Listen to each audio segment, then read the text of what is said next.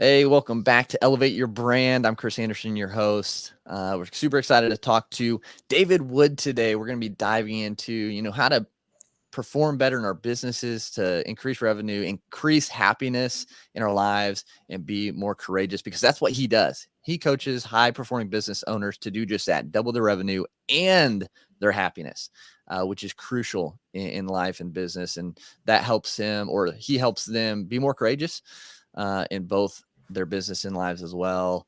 And of course, he's got a book that just came out, Mouse in the Room. So we're excited for him hitting top charts on Amazon in a couple countries. So David, welcome to Elevate Your Brand. Thanks, Chris. Yeah. Happy to be here. And I like the title, Elevate Your Brand. How do you get known? How do you have people Mhm. trust you? How do you have people excited to work with you? I like that Yeah. topic. Well, I appreciate it. And I'm sure that you'll dive into that a little more because it correlates to, increasing revenue and happiness. I think just being able to get out there and help more people with our Yeah. brand. So, but before we kind of dive into all that, I'd love to you just share a little bit about you. What do you do for fun? What makes you tick? Why do you do, the coaching that you do? Well, those are at least two big questions, and I like them. I like them both. No one's asked me what I do for fun for some time, so I like that question. Yeah.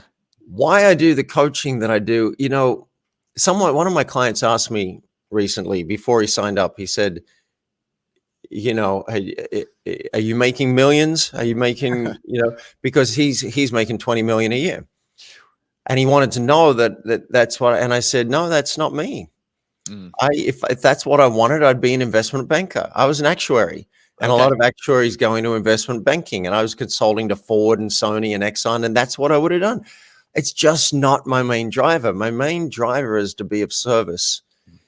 And I think because my emotions were shut down for so long as a kid, and when I finally started to open up, I was like, oh my God, this is a whole different world. I want to help other people to access whatever it is that's going to have them live their best life. That Mhm. lights me up when I see Yep. someone go, oh my God, that's amazing. That's what I need. Sure, we make more money. But I say to everyone, if that's all you want, go find someone else. Yeah. I'll help you with your business, but I'm interested in the whole picture. Someone said the nicest thing I've heard in years. He posted on a forum, it feels more like I've hired Yoda than a business coach. I'm like, yes, that's what I'm going for. So that's why I coach, because it lights me up to help people. Mm. Plus, I'm a nerd for systems. So, people, it's hard to see your own life. You can't read the Yeah. label from inside the jar, Mm. right? I And like and that. so I see all the puzzle pieces that are very complex and can help them click into place and move them around. And that's fun for me. Yeah. So you said, what do I do for fun? That is That actually is it. fun. That's one thing that's fun. Also, I like ultimate frisbee. Okay. That's fun for me. I'm also a mad squash player. I've been playing squash since I Ah, was 12 years old, and wow. that's fun. But recently, something else that I'm doing that's huge in my life is I moved to Los Angeles to enjoy acting and really dive into the craft and see what it's like and see if I can do it, Yeah. and how I can feel more in front of an audience. It's me Mhm. accessing more of David Wood. And so I found this wonderful school in Beverly Hills here called the Beverly Hills Playhouse. Oh, cool. And every week, every day, actually, I'm working on scenes that I have to put up in a professional theater for the teacher and the class. And it's so much fun. I'm doing a scene from When Harry Met Sally tomorrow night. I've done Analyze This, A Few Good Men. Nice. Oh, Uh, nice. so yeah, I just read this play, the Last Days of Judas Iscariot. Oh, wow. Wow. I don't normally get Oh, excited by scripts, but I'm going to play Satan, who's appearing as a witness in the trial of Judas Iscariot, who oh, betrayed Jesus. jeez.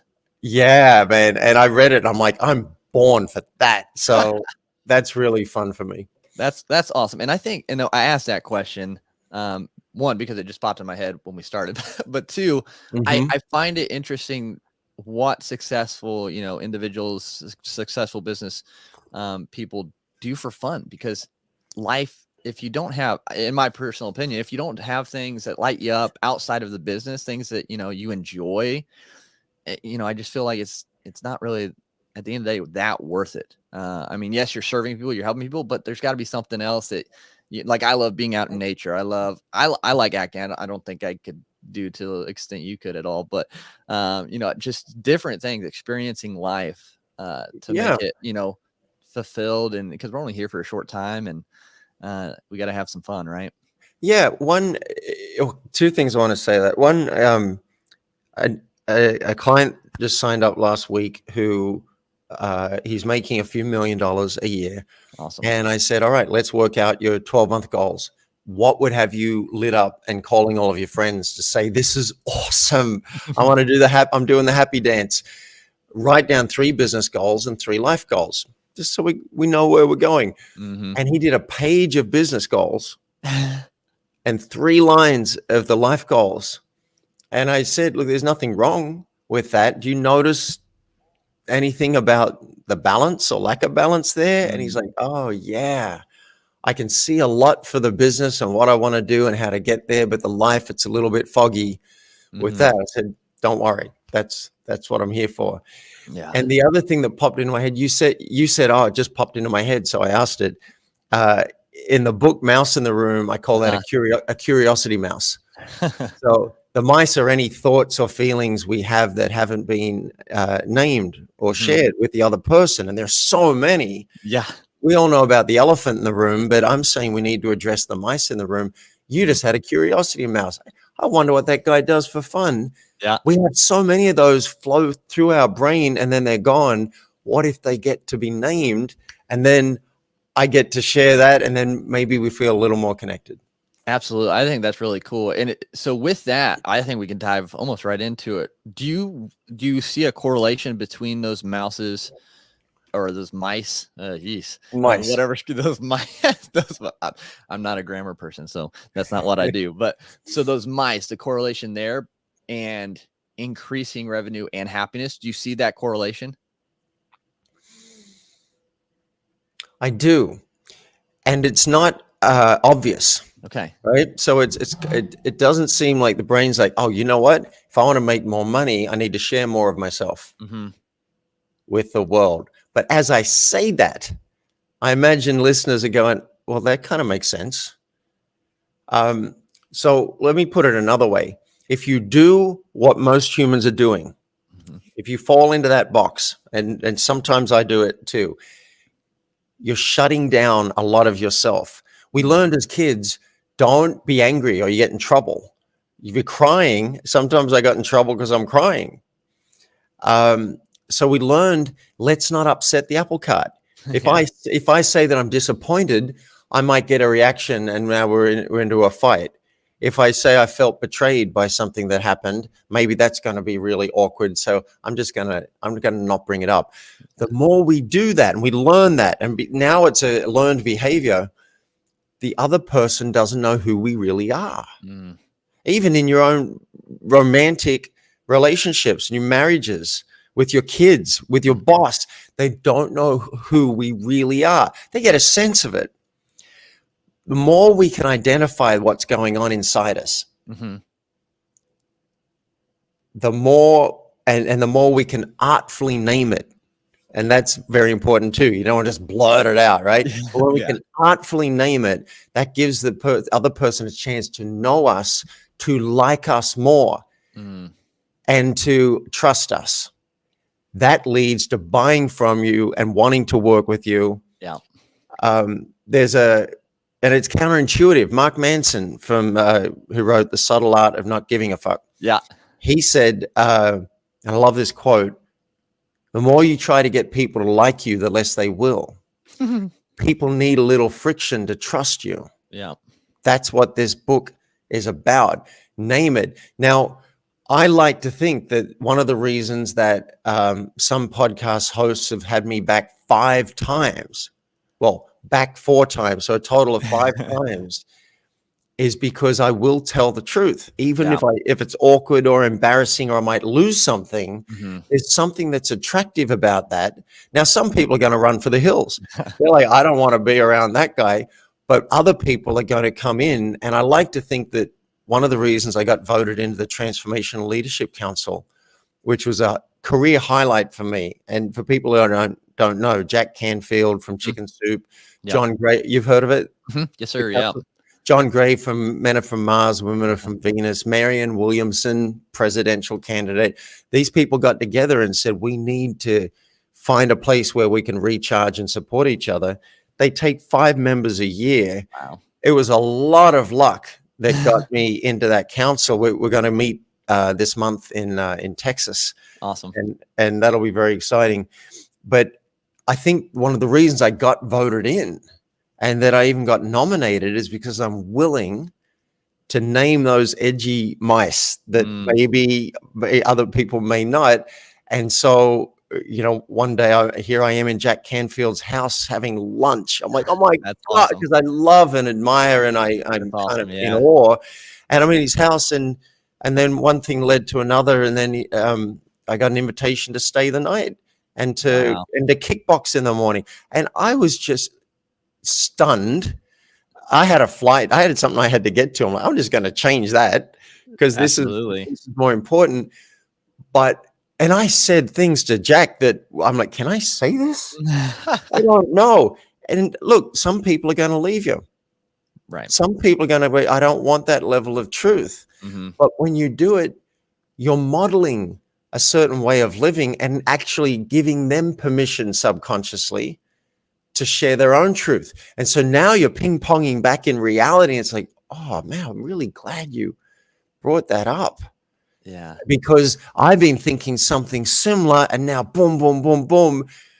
It's a whole different world. I know I'm talking a lot. I get excited when I talk about authenticity and connection. No, it's awesome. I resonate with that because I get super excited about kind of talking about the same thing with people and I can just go. And so I'm like, just tell me to slow down if I need to. But I think that's crucial. And I think, even with that, with those mice that we name and things, I think it starts even with ourselves, like realizing them within ourselves before you even talk to someone else. Because sometimes we, like you said, we kind of, push down all of those mice in our mind because it doesn't fit, status quo or whatever, lifestyle we're in. When we can, like, in our own selves, in our own lives, say, hey, I have that mouse here, that mouse here, and make those real, and then understand that, why do we have that? Then we can bring it to other people too. And I think it starts with us. I think it's a lot difficult for people. Yeah, I love that you said that. I haven't told this story before, so I'm excited to be able to share it. When I was going through with my editor, and at the time she was my co-author, Shayna List, we were identifying the different kinds of mice, and it was fun. We're like, well, we got a desire mice. Okay, let's put that down. And then we were like, what about curiosity? It's such a powerful tool that we lost as we got into adulthood. Okay, right, we got a curiosity mouse. We had 7 different kinds of mice. And then once we got through it all, we were like, what about the ones that are just for us? What about the mice that we just need to know? And then we realized, so we created a new category called mirror mouse. Oh, nice. And then we realized they're all mirror mice.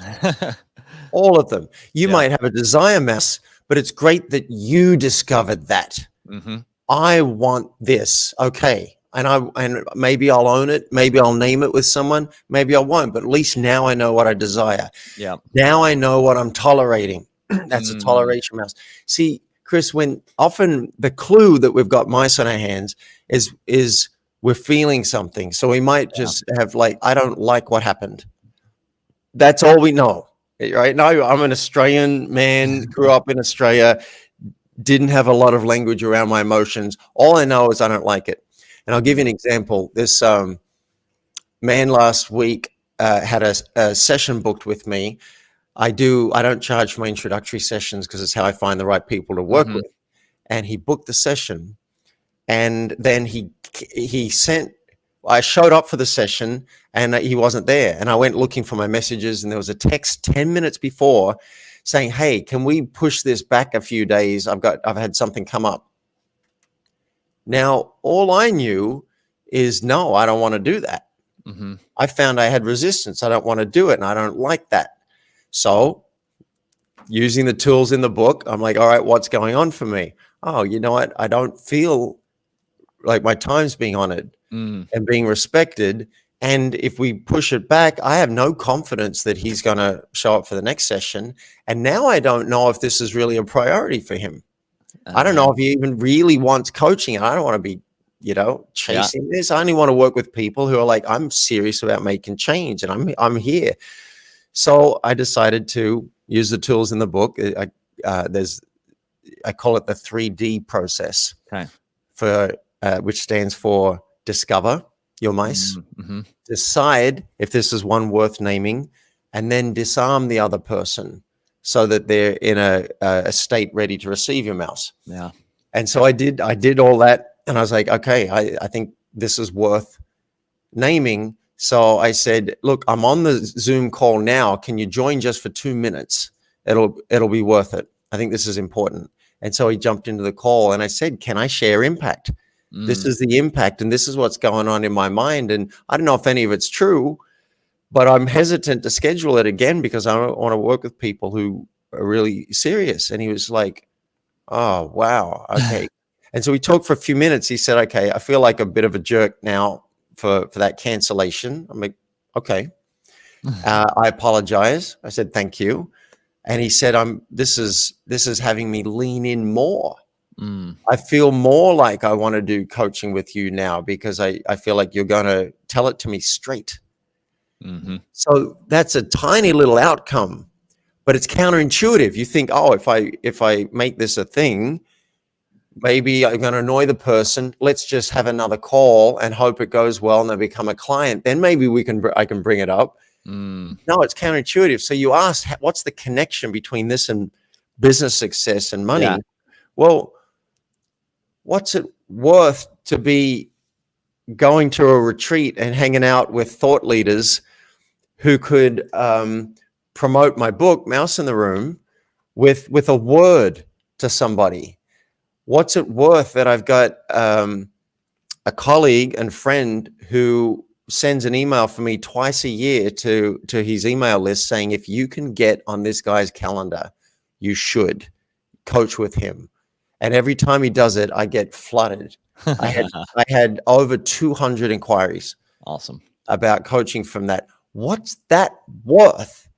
So I say, buy the book, Mouse in the Room, read the book, and spend a little time being more of you with everybody. And the book will show you how. Yeah. Firstly, you're going to feel better about yourself. It's actually a pathway to self-confidence. Well, to confidence. There's only one kind of confidence. Right. Pathway to that. But secondly, things will get better.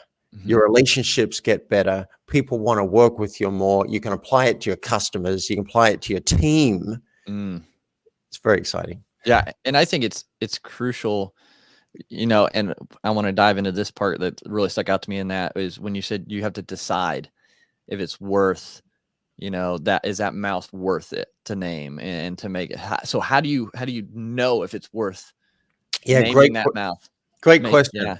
Yeah. And first I'll say by default, the brain will usually tell you don't do it. Right.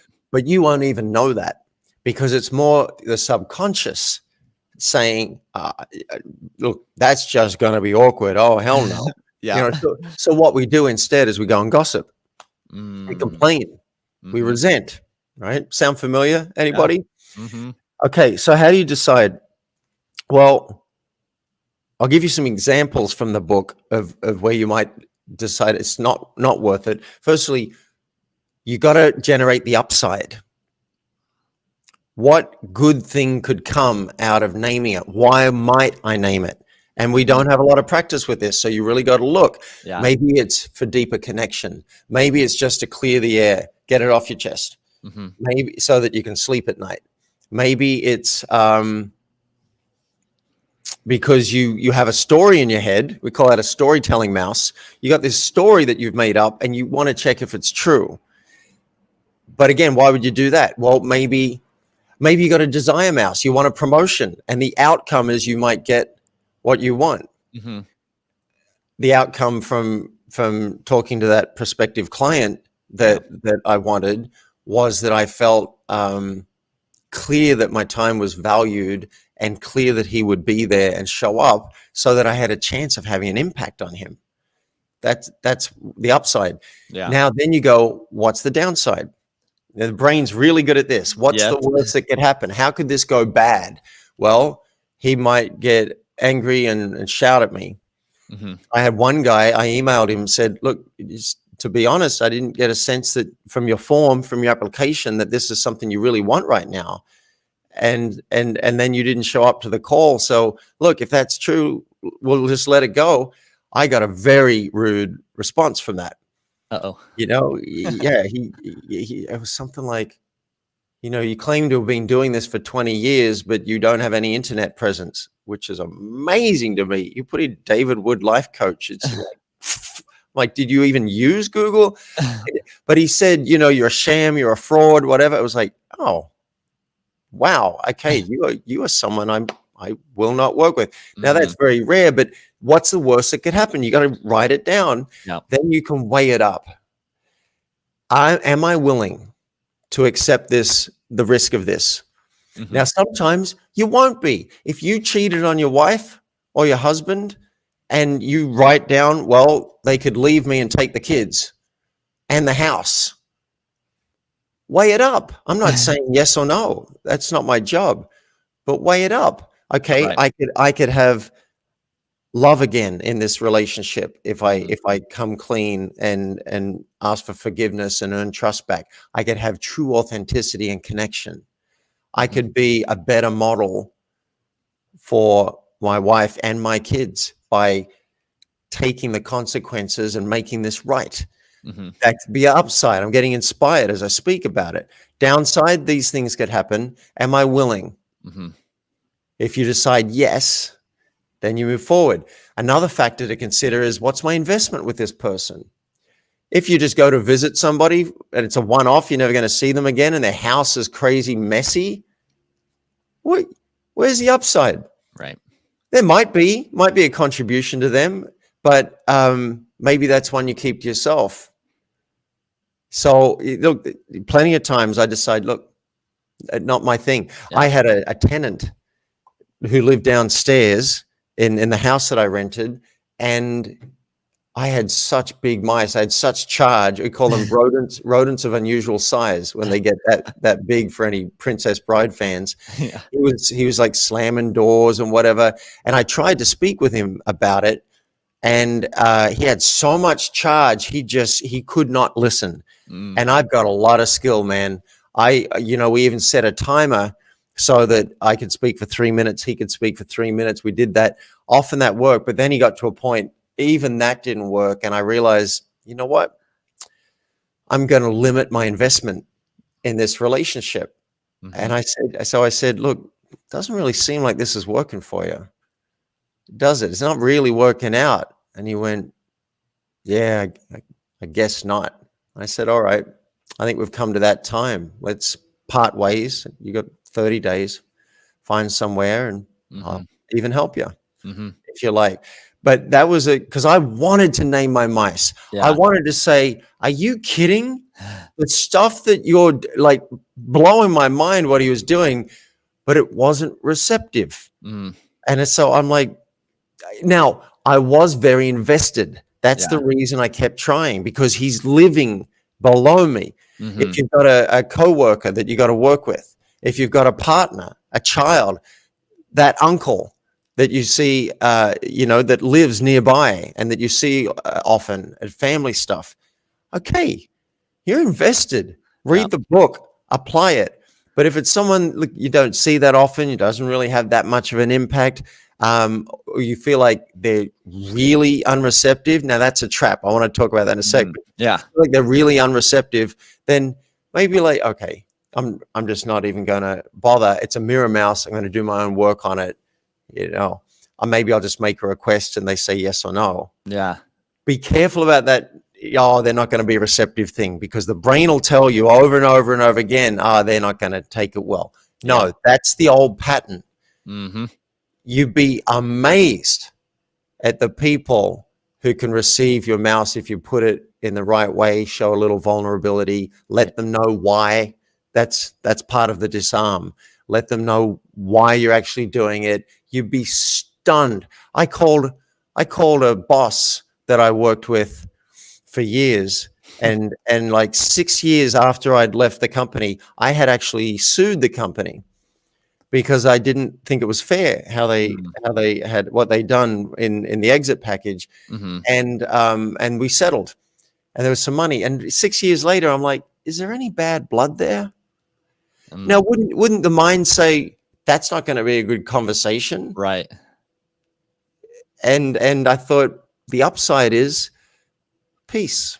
Mm-hmm. That's the upside, is peace, and maybe I can make a difference for him if he's angry. Mm-hmm. And so I called him, and we had a conversation unlike any I'd ever had. I said, look, is there any bad blood? Is there anything I should apologize for? Is there any? And he said, look, I didn't like it at the time, having to part with the money, but it's water under the bridge. Really, no big. I was like, oh, I'm glad to know it. And then we got talking, and he told me about his life. I said, how are you? He said, well, I'm going through a divorce, and this is what. He'd never told me a personal thing in the whole time I'd worked for him. And now I'm feeling connected with this man. You have no idea what's possible. The magic that we see in movies, the reason we watch movies is we want that feeling where someone just took a risk, shared who they are, got received, everything changed. That kind of magic is available if you're willing to discover and name your mice. For sure. And I think that's all huge. And I think it stems, increase in revenue, happiness, all of this stems from being able to find those mice, name them, and deal with them properly and open up about it. So, this has been great. David, I appreciate you sharing that and sharing the details in your book and how people can use them in their lives and in their businesses. I think it's just phenomenal way to visualize it and be able to start finding those and realizing that you have the mice to begin with. So I appreciate you sharing all that. To kind of round out, at the beginning, I asked you what you do for fun or what you enjoy doing. What would be one thing that people could take away from today that you want to share? One thing they can take away? Yeah. What like a key kind of golden nugget that you would give them? Because all of it's been good. It's been a great conversation. Yeah. About one crucial thing that they need to start to really develop. Well, I don't think I can top that last thing I just said. So yeah, like that really landed in my body when I said it. Magic is available. I think that's huge. And maybe you've had that experience a few times in your life where you took a risk and you shared something. I understand why we don't, because we don't have a roadmap for how to do it. We weren't taught by our parents generally about how to bring up something difficult with someone. Yeah. We weren't taught in school. We weren't taught in college, most of us. Right. Even the positive things, loving someone, really appreciating someone, those mice get buried a lot. So I'm here to say, you've probably had that experience in your life where you took a risk, you said something and it got received. Maybe you found out it wasn't a big deal after all. The other person's like, oh, God, no. I just had an acting student say to me in the class, she said to me, she wasn't going to bring it up, but I brought up something else. And she's like, oh, I said, I'm very direct and to the point, and sometimes too much so.